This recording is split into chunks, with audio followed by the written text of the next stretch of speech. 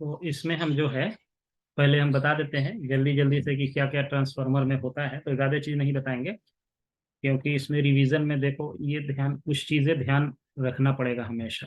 ये ट्रांसफार्मर का जो हम आइडियल ट्रांसफार्मर का ये इक्विवेलेंट सर्किट खींच रहे हैं, ये आइडियल ट्रांसफार्मर है। ये पोलरिटी पॉजिटिव, ये वाला पोलरिटी वाला पोर्शन हो गया, और इस पूरे वाले हिस्से को इसी को आइडियल ट्रांसफार्मर कहा जाता है, आईटी, आइडियल ट्रांसफार्मर। यहाँ एक लोड लगाते हैं और इस लोड को हम लोग इसके इम्पीडेंस को Z2 कह देते हैं, और इधर से क्या करते हैं, सोर्स देते हैं। सोर्स के वोल्टेज को क्या कहते हैं, V1 कहते हैं, और इधर से जो करंट एंटर होगा वो I1 होगा, और इधर से जो करंट निकलेगा ये I2 होगा। ये पोलरिटी अगर ऐसे है तो ये करंट यहाँ से बाहर आएगा, यहाँ से अंदर आता है पोलरिटी के हिसाब से। और यहाँ पे जो वोल्टेज है इस वोल्टेज को कहा जाता है V2 कहा जाता है, लोड साइड का वोल्टेज। और ये आइडियल ट्रांसफार्मर हो गया। तो ट्रांसफार्मर का एक इक्वेशन है जिसको एकदम बिल्कुल याद होना चाहिए, V1/V2 equal to N1/N2 equal to I2/I1 है। ये इक्वेशन बहुत इंपॉर्टेंट इक्वेशन है और ये हमेशा माइंड में होना चाहिए। V1/V2 equal to N1/N2 equal to I2/I1। I2 है सेकेंडरी करंट, N1 है प्राइमरी नंबर ऑफ टर्न, यहाँ पे N1 है ये, और इसमें N2 नंबर ऑफ टर्न है। V1 प्राइमरी अप्लाइड वोल्टेज है, V2 जो है सेकेंडरी वोल्टेज है, और ये रिलेशन हमको हमेशा याद रखना होगा। और इसमें जब हम प्राइमरी वोल्टेज देते हैं तो इसमें जो इंड्यूस्ड ईएमएफ E1 जो आता है, ये फॉर्मूला भी याद होना चाहिए, 4.445 F इंटू N, ये होता है नंबर ऑफ टर्न, N1 ये आ जाता है, ये 4.44 फ्लक्स, उसके बाद नंबर ऑफ टर्न हो गया N1, F हो गया फ्रीक्वेंसी, फाई हो गया फ्लक्स। कहीं कहीं ये जो वैल्यू है एक्चुअली ये √2 भी लिखा होगा, phi into F into N1 होगा। इसी को सॉल्व करने पे ये 4.44 आता है। तो ये रिलेशन बड़ा इंपॉर्टेंट है। इसमें फ्लक्स दोनों साइड में कोर का यही म्यूचुअल फ्लक्स है, फ्रीक्वेंसी दोनों साइड में सेम होता है। ये N1 नंबर ऑफ टर्न है। अगर हम इसको E2 के लिए लिखें तो ये वही हो जाएगा 4.445, दोनों सेकेंडरी में भी वही जाता है, फ्रीक्वेंसी भी वही रहता है, नंबर ऑफ टर्न खाली चेंज हो जाएगा। तो इस दोनों को हम लोग जो डिवाइड कर देते हैं E1/E2 कह देंगे, तो ये N1/N2 हो जाएगा। और इसको हम V1/V2 लिख देते हैं, आइडियल के केस में ये V1/V2 लिख देते हैं। जब हायर स्टडी में पढ़ेंगे तो इसका इंपॉर्टेंस आपको बताया जाएगा कि इसको हम V1/V2 ये नहीं भी हो सकता है सेम, बट एक्चुअल कैलकुलेशन के लिए V1/V2 को E1/E2 के इक्वल नहीं लिखते हैं, लेकिन यहाँ अभी हम लिख सकते हैं। तो ये रिलेशन हमारा ऐसे आता है। फिर उसके बाद क्या होता है, इसी रिलेशन को यूज करके I2/I1 का रिलेशन भी यहाँ से आता है कि primary MMF equal to secondary MMF लिखते हैं। प्राइमरी MMF का मतलब हुआ I1, N1 हो गया प्राइमरी MMF, और सेकेंडरी MMF हो गया I2 इंटू N2। इसको मैग्नेटोमोटिव फोर्स कहते हैं। तो यहाँ से हमारा I1/I2 आ गया, N2/N1 हो जाएगा। इसमें दोनों सेम होता है, प्राइमरी MMF और सेकेंडरी MMF। और यहाँ से देखो N2 अगर हम N1 करेंगे तो ये V2/V1 हो जाएगा। ये रिलेशन और ये रिलेशन दोनों बिल्कुल सेम है। थोड़ी देर में हमने इसको एक्सप्लेन किया कि ये कैसे हम इसको वोल्टेज इक्वेशन और करंट में क्या रिलेशन डिराइव कर सकते हैं। और ये प्राइमरी साइड का जो वोल्टेज V1 और इंटू करंट I1 होता है, यहाँ से देखो ये इस I1 को V1 से मल्टीप्लाई कर सकते हैं, V2 को I2 से मल्टीप्लाई कर सकते हैं, दोनों सेम होता है, V2 इंटू I2। इसको कहा जाता है KVA, इसको कहा जाता है VA rating, volt ampere rating of the primary equal two volt ampere rating of the secondary. ये दोनों सेम होता है। एक्चुअली ट्रांसफार्मर का रेटिंग किलो वोल्ट एम्पियर में होगा, तो ये दोनों साइड सेम होगा। यानी ट्रांसफार्मर के बारे में लिख दे कि 50 किलो वोल्ट एम्पियर है, तो इस डाटा को हम प्राइमरी में भी लिखेंगे कि 50 equal to 50 KVA equal to हम लिख सकते हैं V1/I1 इक्वल टू V2/I2। दोनों साइड में ये सेम यूज होता है। KVA रेटिंग ट्रांसफार्मर का दोनों साइड का V1/I1 इक्वल टू V2/I2 है, ये दोनों क्या होता है, सेम होता है। ये बहुत बेसिक कंसेप्ट है। अब इसमें क्या होता है कि आइडियल ट्रांसफार्मर है तो वाइंडिंग का रेसिस्टेंस नहीं होता है, ना प्राइमरी में होता है ना सेकेंडरी में होता है, कोई लीकेज फ्लक्स भी नहीं होता है। तो जो फ्लक्स प्राइमरी में आता है वही फ्लक्स सेकेंडरी में चला जाता है। इस ट्रांसफार्मर का कोर का जो MMF है इस कोर का जो क्या कहते हैं रिलक्टेंस होता है, कोर का रिलक्टेंस वो 0 होता है। और इसका जो है permeability of the core of the transformer, ये जो क्या होता है इनफाइनाइट होता है, relative permeability of the core infinite होता है। ये सब कैरेक्टरिस्टिक आइडियल ट्रांसफार्मर के बारे में अगर पूछा जाए तो लिखना पड़ेगा ये सब चीजें। अब हमको है जो कैलकुलेट, इसमें एक लाइन में जो एक कैलकुलेशन दिखाना है वो ये है कि अगर हम इसको, ये देखो कि अगर हम सेकेंडरी साइड का इम्पीडेंस, इसको Z2 को, Z2 क्या है इम्पीडेंस है, लोड इम्पीडेंस, इसको हम लिख सकते हैं V2/I2 ओम्स लॉ से। Voltage divided by current is called impedance, ये लिख सकते हैं। अब इसको क्या करते हैं कि V2/I2 को, V2 यहां से इस रिलेशन को, इसको हम चाह रहे हैं, ये वाला रिलेशन देखो यहां से V2, तो इस रिलेशन से हम क्या चाह रहे हैं कि ये हमारा जो V2 है वो V1 के टर्म में कन्वर्ट हो जाए, यहां से ये रिलेशन यूज हो, इसको यूज करना चाह रहे हैं, इसको यूज करते हैं। तो हम V2 को लिख सकते हैं N2/N1 मल्टीप्लाइड बाई V1 लिख सकते हैं, ये V1 इधर जाके मल्टीप्लाई हो गया, डिवाइडेड बाई I2 को फिर हम यहां से N के टर्म में लिखना चाहते हैं, तो इसको दूसरे कलर से डिनोट कर देते हैं। यहां से फिर क्या करो कि ये I2 का वैल्यू यहां से निकाल लो, तो I2 इधर जाएगा और ये सारा को इधर ले जाएंगे, तो I2 को क्या लिख सकते हैं N1 divided by N2 into multiplied by I1 हो जाएगा। I2 को हटा दिया यहां से क्योंकि ये इसके इक्वल कर दिया।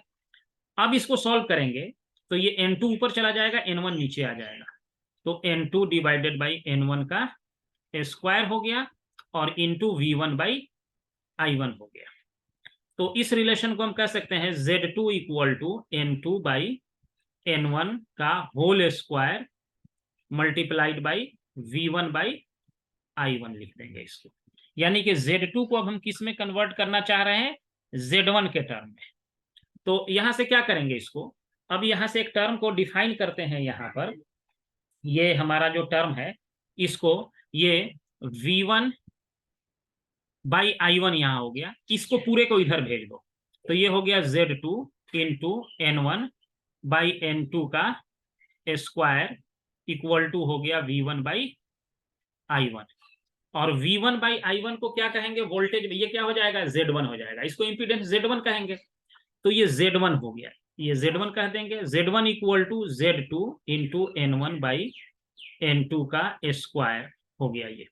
अब इस टोटल टर्म को, ये Z2 से मल्टीप्लाइड है, वो इसके इक्वल है Z1 के, तो यहां से इस टर्म को क्या कहते हैं, इस टर्म को, इसी को हम लोग Z2 डैश कहते हैं actually, which is equal to Z2 multiplied by N1/N2 का स्क्वायर। और N1/N2 को क्या कहते हैं, इसको A से लिखते हैं, Z2 into A square, where A equal to N1/N2। इसको कहते हैं turn ratio of the transformer, इसको कहते हैं turn ratio of the transformer, transformer का ये टर्न रेशियो हो गया एक। तो ये जो Z2 डैश हुआ, जिसको ये पूरे के इक्वल हमने लिखा है, इस टोटल को हमने कन्वर्ट किया, लिखा है Z2 डैश से, यानी Z2 डैश इक्वल टू हो गया Z1, और Z2 डैश हमारा क्या आया, A स्क्वायर इंटू Z2। और इस Z2 डैश को कहते हैं, ये किसका इंपीडेंस था, Z2 किधर की इंपीडेंस है, सेकेंडरी साइड का है, लोड साइड का है, और वो किसके इक्वल हो रहा है, प्राइमरी साइड के Z1 के। तो इस टर्म को, टोटल को कहते हैं सेकेंडरी इंपीडेंस, इसका नाम है secondary impedance referred to primary, secondary impedance referred to primary, इसको ये कहेंगे प्राइमरी साइड। यानी सेकेंडरी इंपीडेंस को जब हमको प्राइमरी में लाना हो, जैसे ये ट्रांसफार्मर हमारा ये था, तो इसको याद रखने का तरीका ये है कि यही था ना हमारा, ये इस तरीके का है, और सेकेंडरी इंपीडेंस हमारा यहाँ पे था Z2, इसका टर्न N2 है, इसका टर्न N1 है, और इसको हम ट्रांसफर करके इस Z2 को कहाँ लाना चाह रहे हैं, इस साइड लाना चाह रहे हैं, प्राइमरी साइड में। तो प्राइमरी साइड में लाना चाहेंगे तो देखो इसको याद करने का क्या तरीका है, इसको सबसे पहले लिख देंगे Z2 डैश, क्योंकि Z2 इधर से इधर जा रहा है, तो Z2 डैश लिख देंगे, और Z2 जिधर जा रहा है उधर का नंबर ऑफ टर्न देखो, N1/N2 का ये हो जाएगा होल स्क्वायर, उसको स्क्वायर कर देंगे और जो इंपीडेंस जा रहा है उससे उसको मल्टीप्लाई कर देंगे। ये इधर जा रहा है N1/N2 का स्क्वायर हो जाएगा मल्टीप्लाइड बाई Z2 हो जाएगा। अगर इधर से इंपीडेंस को इधर लाना होता और इसको N1/N2 को ही टर्न रेशियो कहते हैं, ए स्क्वायर हो गया ये। N1/N2 ही टर्न रेशियो कहलाता है, N2/N1 नहीं। N1/N2 is called turn ratio, उसको ए से लिखते हैं। अगर इधर कोई इंपीडेंस रहता Z1, इसको इधर ले जाना होता, प्राइमरी से सेकेंडरी अगर ले जाना होता, अगर प्राइमरी से सेकेंडरी मान लो हम यहाँ पे एक Z1 इंपीडेंस हम यहाँ पे डाल देते हैं ऐसे, और इस इंपीडेंस को कहा जाता है कि सेकेंडरी साइड में ले जाओ, इस साइड में ये इंपीडेंस Z1 होता है यहाँ, और ये अगर इस साइड जा रहा होता Z1, तो इसको हम क्या लिखते, जो जा रहा है उस पर डैश लगा दो, Z1 डैश इक्वल टू, ये हो गया N2, ये है N1, तो इक्वल टू हो जाएगा जिधर जा रहा है उधर का नंबर ऑफ टर्न, जिधर से आ रहा है उधर के नंबर ऑफ टर्न का स्क्वायर, और जो जा रहा है उससे मल्टीप्लाई। तो N2/N1 हो गया 1/A² इंटू हो गया Z1, ये हो गया Z1 डैश। ये बड़ा इंपॉर्टेंट रिलेशन है, इसको माइंड में हमेशा रखना होगा, तभी जाके कोई क्वेश्चन बनेगा इसको, कि एक साइड से दूसरे साइड इंपीडेंस। अब इसी में ये हो गया हमारा कौन सा ट्रांसफार्मर, ये आइडियल ट्रांसफार्मर था। अगर यही हमारे पास, इसको ऐसा नहीं करके अगर इसमें हम कर देते, ट्रांसफार्मर का रेसिस्टेंस वगैरह इंक्लूड कर देते, ये प्राइमरी का रेसिस्टेंस है, ये प्राइमरी का लीकेज रिएक्टेंस है, ये आपका क्या है प्राइमरी का नंबर ऑफ टर्न है, ये आपका क्या है सेकेंडरी साइड है, ये सेकेंडरी साइड का रेसिस्टेंस है, ये सेकेंडरी साइड का रिएक्टेंस है, और इस तरीके से ये मान लो इसको लिख देते X2, इसको लिख देते R2, इसको लिख देते X1 प्राइमरी का है, ये प्राइमरी का वाइंडिंग रेसिस्टेंस R1 है, और इसका N1 यहाँ रहता और यहाँ N2 रहता। अब मान लो ये वाला R2 को हमको इधर लाना है, सपोज करो सारे रेसिस्टेंस को हमको प्राइमरी साइड लाना है, सेकेंडरी वाले को। तो अब जब हम R2 डैश लिखेंगे तो इसको क्या करेंगे, R2 मल्टीप्लाइड बाई जिधर आ रहा है N1/N2 का स्क्वायर कर देंगे, बस ये आ गया, कन्वर्ट हो गया। उसी तरह से X2 लिखेंगे, डैश लिखेंगे, तो X2 को मल्टीप्लाई कर देंगे N1/N2 के स्क्वायर से। एक्चुअली ये ए है, N1/N2 ए हो गया। अब ये सारा रेसिस्टेंस जब इधर आ जाएगा तो इस सर्किट को हम थोड़ा मॉडिफाई करके ऐसे भी लिख सकते हैं, R1 तो पहले ही से था, अब R2 डैश इधर आ गया, R1 पहले से था, R2 डैश हो गया, और ये X1 में J लगा रहता है, यहाँ पे J हो गया X1, और X2 इधर से आ गया X2 dash, J X2 dash, और इसको हम ऐसे करके लिख देंगे, ये हमारा। अब ये दोनों आपस में ये रियल टर्म है, ये R और वाला, और ये इसको ये X वाला टर्म है, तो इसको थोड़ा सा, और ये रेसिस्टेंस हट गया, इधर वोल्टेज वगैरह तो रहेगा ही, ये अपना रेसिस्टेंस सब इधर हम ट्रांसफर करके ले आए, तो ये ऐसे हो गया। अब इसको हम लिख सकते हैं, इस टोटल रेसिस्टेंस को R लिख सकते हैं, which is equal to R1 plus R2 dash, और इसके रिएक्टेंस को X लिख देते हैं, which is equal to X1 plus X2 dash, ये हो जाएगा। तो अब इसके अकॉर्डिंग अगर एक सर्किट बनाएंगे तो ये R हो जाएगा, और यहाँ पे लिख देंगे JX, यहाँ पे लिख देंगे R, और ये ऐसे कर देंगे, यहां से इस तरह से ये हो जाएगा। ये सारा इंपीडेंस रेसिस्टेंस इसका प्राइमरी साइड में रेफर हो गया है, ये R1 नहीं है, ये R है, इस दोनों का सम है, और X जो है X1 प्लस X2 डैश का सम हो गया। ये एक साइड से दूसरे साइड ऐसे ही ट्रांसफर करते हैं। उसी तरह से अगर मान लो कि प्राइमरी से सेकेंडरी साइड ले जाना होता, यानी प्राइमरी रेसिस्टेंस अगर R1 है और इसको हम सेकेंडरी साइड ले जा रहे हैं, तो इसको हम R1 डैश कहेंगे, और सेकेंडरी साइड N2 है तो N2/N1 का स्क्वायर इंटू R1 हो जाएगा। ये अगर प्राइमरी से सेकेंडरी में जा रहा है तो। उसी तरह से X1 हमारा प्राइमरी में है, इसको अगर हम सेकेंडरी में ले जा रहे हैं तो X1 डैश से कहेंगे, और N2/N1 हो जाएगा का स्क्वायर हो जाएगा इंटू X1 हो जाएगा। ये जो जा रहा है वही सारा, इसमें नंबर ऑफ टर्न वगैरह ये सब दिया रहेगा, इसमें सब बन जाएगा। अब इसी पे बेसिस करके एक क्वेश्चन है जिसको बना लेना, हम मिनट वाला क्वेश्चन को सॉल्व करेंगे थोड़ी देर में। तो इस पे जो है एक क्वेश्चन है, देखना 8.1 है, 8.1, जिसमें सब कुछ लिखा हुआ है, उसमें पूरा फंडामेंटल कंसेप्ट इसमें अभी जो हम पढ़ाए हैं उसी पे है। उस क्वेश्चन को जस्ट क्वेश्चन, एक आइडियल ट्रांसफार्मर है जिसका टर्न रेशियो दे रखा है। टर्न रेशियो का मतलब क्या हुआ कि आपका ये जो ट्रांसफार्मर है ये आइडियल ट्रांसफार्मर है, यानी कि ए दे रखा है, ए इक्वल टू N1/N2, और ये दे रखा है 100/300 दे रखा है, यानी 1/3 दे रखा है a voltage. The low voltage winding is connected to, low voltage winding को 3.3 किलो वोल्ट से कनेक्ट किया गया है, एंड इम्पीडेंस ऑफ इतना is connected across the secondary terminal. Secondary terminal में यानी लो वोल्टेज वाइंडिंग को क्या कर दिया गया है, ये आपको ऐसा है ये ट्रांसफॉर्मर, देखिए ये इस तरीके से है, ये N1 है, यहाँ 100, यहाँ है 300, और यहाँ पे सेकेंडरी साइड में जो इम्पीडेंस कनेक्टेड है वो है 100 + j35, ये दे रखा है। यहाँ I2 जाएगा, इसमें करंट का फ्लो, इसमें I1 होगा।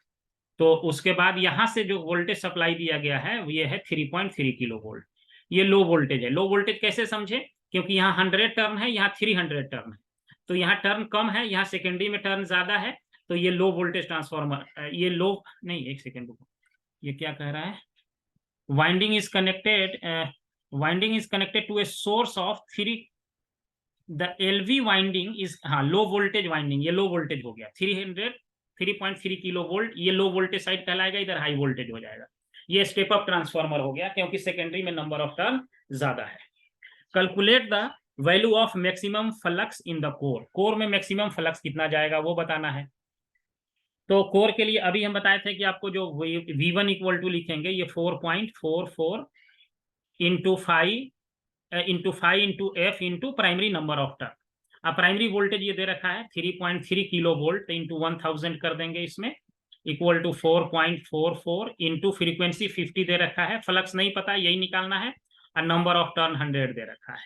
तो इससे कैलकुलेट कर लेंगे तो फ्लक्स का वैल्यू आपको जो है ये आ रहा है 0.149 वेबर, तो निकल गया फ्लक्स, इसमें जो फ्लो कर रहा होगा 1.49 वेबर का फ्लक्स फ्लो कर रहा है। प्राइमरी एक साइड निकल गया। The primary and secondary current, primary और सेकेंडरी करंट भी आपको निकालना है ना। तो प्राइमरी सेकेंडरी करंट कैसे निकलेगा, देखो पहले सेकेंडरी वोल्टेज निकाल लो।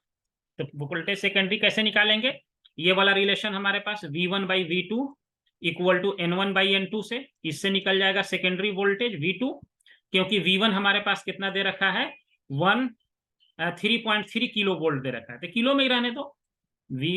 N1 है 100 और ये है 300, तो देखो V2 का वोल्ट कितना हो गया 9.9 किलो वोल्ट, यानी कि सेकेंडरी वोल्टेज ज्यादा हो गया, तो ये स्टेप अप ट्रांसफार्मर हो गया। तो अब करंट निकालना है, वोल्टेज निकल गया और अब निकालना है करंट।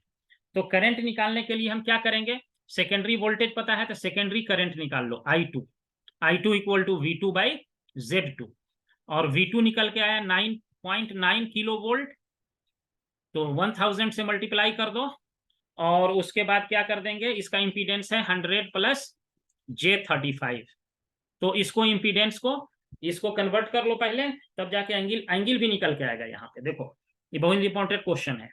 तो ये 9900 हो गया, इसको कैसे कन्वर्ट करते हैं, इसको हम लोग मैग्नीट्यूड और एंगल दो चीज निकालते हैं इसका। तो मैग्नीट्यूड निकालने के लिए क्या करेंगे, इस दोनों का स्क्वायर करके रूट ले लेते हैं, यहाँ पे लिखते हैं I2 equal to 9900 divided by, इसका स्क्वायर करते हैं, तो 100 का स्क्वायर प्लस 35 का स्क्वायर, इसका अंडर रूट, और एंगल निकालेंगे तो tan inverse coefficient of j divided by real part, ये तो कैलकुलेटर से कैलकुलेट कर लेंगे। तो ये हो गया 9900, और इसको एक ही मिनट रुको, इसका मैग्नीट्यूड निकाल के इसको जब डिवाइड करेंगे तो ये आता है 93.44, और ये एंगल नीचे में आएगा, पॉजिटिव एंगल आता है -19.3, ये नीचे में है तो ऊपर चला जाएगा तो -19.3, नीचे में +19.3 आएगा, ऊपर में चला जाएगा तो -19.3 आ जाएगा, इसको tan इनवर्स जब करेंगे तो सेकेंडरी करंट कितना हो गया 93.44 आ गया, सेकेंडरी करंट निकल गया। अब प्राइमरी करंट कैसे निकालेंगे, फिर यही फॉर्मूला यूज कर दो, I1/I2 equal to N2/N1, N2 is 300, N1 है 100, I1 हमको नहीं पता, ये निकालना है, I2 जस्ट निकाले हैं, ये देख लो 93.44, एंगल यहां रहने दो -19.3 इक्वल टू 3 हो गया ये। तो I1 हमारा जो हो जाएगा वो हो जाएगा, इसका 3 टाइम्स मल्टीप्लाई हो जाएगा इससे, तो मल्टीप्लाई करके ये कितना आ रहा है 280.3, और एंगल तो उतना रहेगा, एंगल में मल्टीप्लाई नहीं होता है इस मैग्नीट्यूड से मैग्नीट्यूड में, -19.3। अब ये देखो जो ये एंगल आ रहा है दोनों में, दोनों साइड में, ये वाला एंगल, ये देखो ये वाला जो एंगल आ रहा है सेकेंडरी करंट में, और वही एंगल आ रहा है प्राइमरी में। एंगल कैसा हो रहा है, माइनस आ रहा है, मतलब लैगिंग नेचर का है। यानी वोल्टेज अगर ऐसे है तो करंट ऐसे रहेगा इसमें I2। ये अगर V2 है तो ये करंट लैग कर रहा है -19.3 से, और V और I के बीच जो एंगल होता है उसी का कॉस ले लेते हैं तो पावर फैक्टर हो जाएगा। अगर इसमें पावर फैक्टर पूछेगा तो क्या करेंगे, सीधे लिख देंगे कॉस -19.3, तो इसका जो भी वैल्यू आएगा ये कहेंगे पावर फैक्टर। अब कैसा नेचर का होगा, लैगिंग हो जाएगा, क्योंकि ये पीछे माइनस आ गया ना। अगर यह ट्रांसफार्मर में करंट जो है लैगिंग नेचर ही होता है, क्योंकि यहाँ इंडक्टेंस है, इंडक्टेंस में एल है ना, तो इंडक्टर क्या करता है, करंट को लैग करता है। कैपेसिटर यहाँ नहीं होता है, कैपेसिटर रहता है तो लीड करता है ये, तो इसीलिए ये पावर फैक्टर हमारा लैगिंग होगा। पावर फैक्टर तो नहीं पूछ रहा था। The real and reactive power supplied by the source to the primary, the value of the impedance which will be seen, draw the same amount real power. ठीक है, तो अब ये हमारा निकल गया। अब क्या निकालने के लिए कह रहा है कि अब आप निकालिए real and reactive power, real and reactive power. तो देखो रियल एंड रिएक्टिव पावर निकालने के लिए हमको क्या करना पड़ेगा कि रियल पावर जो होता है ना, P क्या होता है, VI cos थीटा होता है, और रिएक्टिव पावर Q क्या होता है, VI sin थीटा होता है। इसमें जो सॉल्व किया है दूसरे मेथड से, हम दूसरे मेथड से सॉल्व कर रहे हैं। तो यहाँ V1 I1 cos थीटा, तो V1 कितना था इसका, V1 हमारा है primary voltage 3300, 3.3 kilo volt. I1 निकला हुआ है हमारा प्राइमरी करंट है 93.44, इंटू कॉस कर देंगे 19.3 पावर फैक्टर। तो इससे पावर जो है निकल करके आपका आ रहा है, ये आ रहा है 873.1 किलो वाट आएगा। 1000 से डिवाइड भी करना पड़ेगा इसमें, इतना किलो वाट आ रहा है। उसी तरह से इसमें जब हम डाल देंगे, मान लो प्राइमरी में निकाल रहे हैं V1 I1, तो V1 हो गया 3300 इंटू I1 हो गया 93.44 इंटू साइन कर देंगे 19.3 डिग्री। पॉजिटिव वैल्यू ही लेंगे, निगेटिव नहीं लिखते हैं, निगेटिव लिखेंगे तो ये निगेटिव आ जाएगा, उससे कोई फर्क नहीं पड़ता। तो ये है, ये निगेटिव इसलिए आ रहा है क्योंकि ये इंडक्टर है, अगर यही कैपेसिटर रहता तो ये पॉजिटिव आ जाता। इसलिए इंडक्टर क्या करता है, रिएक्टिव पावर लेता है, कैपेसिटर क्या है, रिएक्टिव पावर देता है। तो इसको जब सॉल्व करेंगे तो ये आपका आ रहा है बेटा 305.7 किलो वोल्ट एम्पियर रिएक्टिव, इसको कहते हैं वोल्ट एम्पियर रिएक्टिव। ये सब हम बताए थे उस समय जब पढ़ाए थे, जब इंडक्टिव सर्किट सब बताए थे। तो ये आपका दोनों निकल के आ गया, P और Q निकल के आ गया। रियल पावर, अगर इसको ये यूज करते V2 I2 cos थीटा, तो उस कंडीशन में भी ये यही आएगा, और V2 I2 sin थीटा निकालते तो उस कंडीशन में भी चेक करके देखना यही आएगा, चाहे हम प्राइमरी साइड का निकालें या सेकेंडरी साइड का रियल पावर निकालें, रिएक्टिव पावर निकालें, दोनों में सेम आता है। अब लास्ट वाला पॉइंट पढ़िए, बड़ा इंपॉर्टेंट पॉइंट है जो अभी हम बताए हैं। तो लास्ट पॉइंट में क्या कह रहा है, लास्ट पॉइंट क्या था कि कह रहा है लास्ट पॉइंट में the value of impedance which connected directly across the source, यानी ये जो इम्पीडेंस है सेकेंडरी साइड का, इसको हमको प्राइमरी साइड कनेक्ट कर देना है। तो प्राइमरी साइड ये ऐसे ही नहीं चला जाएगा, यहां से इसको प्राइमरी साइड भेजना है। तो प्राइमरी साइड भेजने के लिए क्या कहेंगे, Z2 dash equal to Z2 multiplied by A square, यही तो कर देना है। अब Z2 देख लो कितना है इसमें, Z2 आपका दे रखा है 100 plus J35 multiplied by A क्या है, यही N1 बाई N2, N1 है 100, N2 है 300, तो 1/3 का स्क्वायर यानी 1/9। इसको सॉल्व कर लेंगे तो ये आपको आ जाएगा 11.1111 प्लस J 3.89 आ जाएगा, यानी सेकेंडरी इंपीडेंस को प्राइमरी में कनेक्ट करने पर कितना आपको मिलेगा। ये बहुत इंटरेस्टिंग क्वेश्चन था, ये हम सब ये कर दिए। अब हम रुको,